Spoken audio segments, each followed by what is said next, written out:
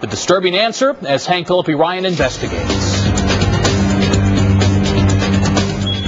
Rebecca, age 12, sleeps peacefully in her Hanover home. What she doesn't know, right now she's terrifying her parents. We've set off the smoke alarm outside Rebecca's bedroom to see if she'll wake up. And for 2 solid minutes, the alarm shrieks. But Rebecca doesn't move. What did you just see? It's disturbing. And here's what will disturb every parent. If you rely on a smoke detector to wake your sleeping child, that may be a fatal error. More than half of young children who die in home fires are asleep. And one possible reason, as our experiment shows, smoke detectors just didn't wake them up.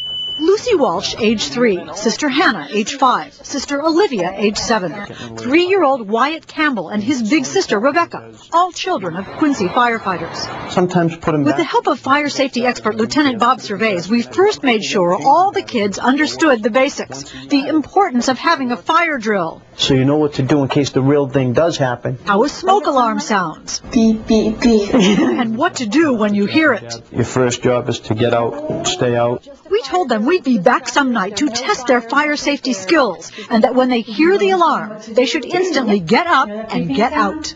Got it? A week later, when the kids were all asleep, we set up night vision cameras and set off the smoke alarms. You may think that sound would wake anyone up. Sleep experts say adults, yes. Children, no. The brain waves are different. Their sleep patterns are different. Their stages of sleep are different. And look at Wyatt in his crib, not a flinch. Lucy, Olivia, Hannah under the covers, and Rebecca, all sleeping soundly. Experts know in a fire you've got to escape quickly. The deadly smoke and flames spread in an instant, and after 2 minutes, your chances of escape and survival are critically diminished. So we let the smoke alarm ring for 2 full minutes. Wyatt and Rebecca completely oblivious. Their parents completely astonished. I feel sick. I'm physically ill that she may not have even moved. At the Walsh kids' home, we even let the alarm ring for a minute longer.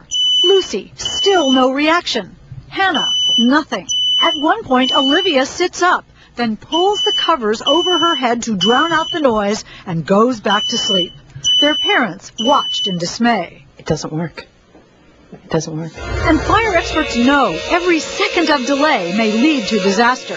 Is 3 minutes too long to stay asleep in a fire? Oh, absolutely. It's way too long. And as the Campbells watched their slumbering children, they realized when Rebecca babysits for Wyatt, the 2 children are home alone. You know, if they were at home without us, I think they would be dead. Yeah. Something has to be done. Some researchers say this may be the answer. Chelsea, wake up. A smoke alarm that adds a familiar voice to the wake-up warning. Tyler, this is Dad. Wake up. This research video we obtained shows the voice alert does seem to work on the test subjects. But would a voice alarm wake our sleeping kids? One company allowed us to try out a product they now have in development.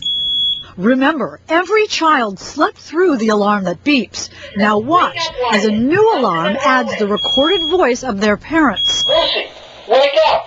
Little Lucy Walsh, at the sound of her dad's voice, instantly her eyes flutter. 12 seconds later, she's sitting up. Olivia, Hannah, Lucy. Olivia's out of bed in 14 seconds. Hannah's up in 26.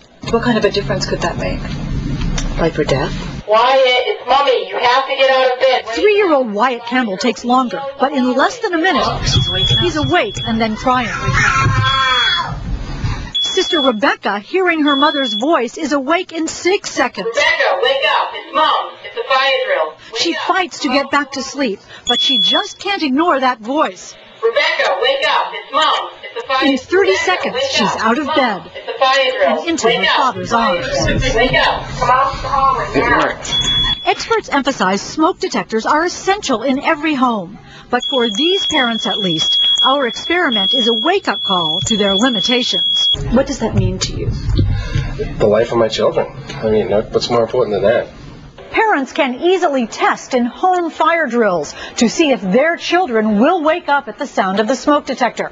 If they don't, that's a clear signal to adjust the family escape plans. Those voice alarms should be on the market in the coming months. Check our website for more information. In the newsroom, I'm Hank Philippi Ryan.